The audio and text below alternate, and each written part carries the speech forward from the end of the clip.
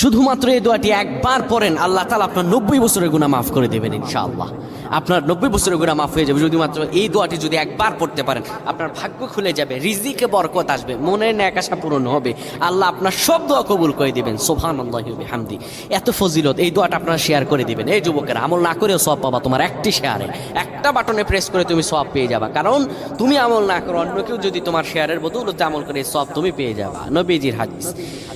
আমার ভাইয়েরা, আল্লাহর কাছে দোয়া করা, আল্লাহর কাছে দোয়া চাওয়া, এটি হলো মুমিনদের কাজ। আমার আল্লাহ বান্দাকে বলেন, বান্দারে উদউনি আস্তাজিব লাকুম, আমার কাছে চাও, আমার কাছে চাইলে আমি আল্লাহ তোমাকে দিয়ে দিব। কেউ যদি একবারে দোয়াটি পড়তে পারে, দোয়াটি হলো রব্বি ইন্নী যালামতু নাফসি ফাগফিরলি।